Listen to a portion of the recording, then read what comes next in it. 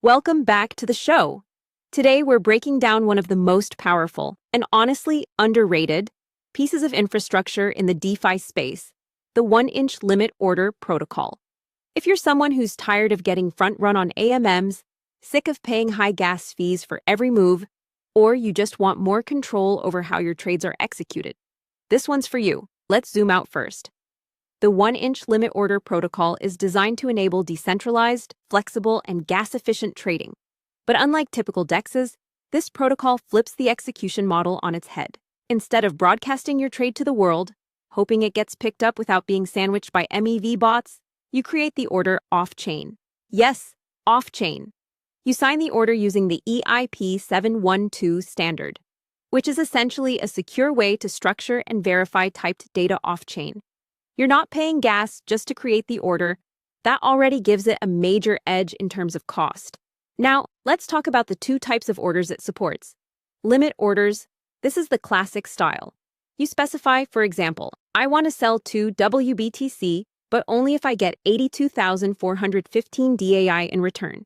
You can also add conditions like expiration dates or allow partial fills. It's precision trading built into the protocol. RFQ orders, or request for quote. These are optimized for market makers.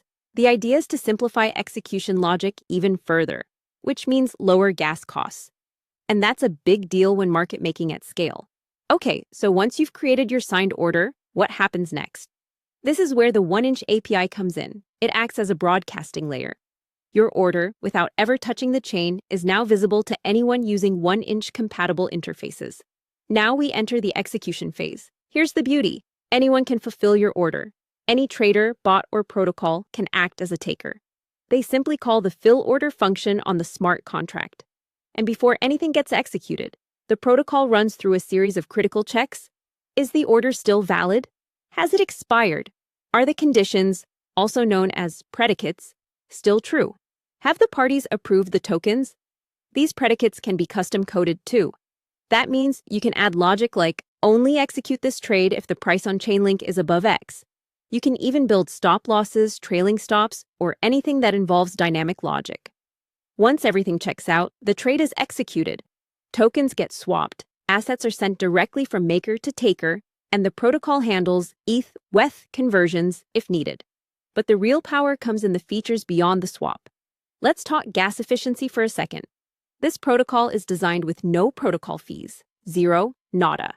And the contract logic is streamlined so well that it cuts gas usage by up to 50% compared to other protocols. That's real money saved, especially for power users. But there's more. Custom interactions. You can run code before or after the swap. Think flash loans, staking callbacks, or any arbitrary execution logic. Proxy contracts. Perfect for handling non-standard tokens, like rebasing tokens or yield-bearing assets. Dynamic pricing. The protocol can adjust trade pricing in real time using on-chain data. That's perfect for building auctions or price-sensitive execution flows.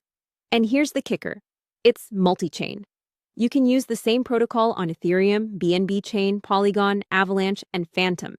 This is massive for liquidity fragmentation. You get unified tooling across chains. Now, if you're thinking this is only for power users or devs, think again. There are some really advanced use cases that even everyday traders can benefit from. Stop loss and trailing stop orders. You can build them natively using Oracle price feeds. P2. P-trading. You can whitelist addresses and trade directly with friends, communities, or DAOs. No intermediaries. Batch executions.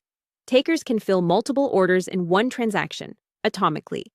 That means more efficiency, fewer fees, and even arbitrage opportunities if you know what you're doing. And let's not forget the security aspect. This is not a random side project. 1-inch's smart contracts have gone through professional audits, with version 4.00 being the latest battle-tested release. The code is public, permissionless, and developer-friendly. You can integrate it into your own DApp via the 1-inch SDK, no need to reinvent the wheel. So what's the big takeaway? The 1-inch limit order protocol is modular, gas-efficient, multi-chain, and insanely flexible.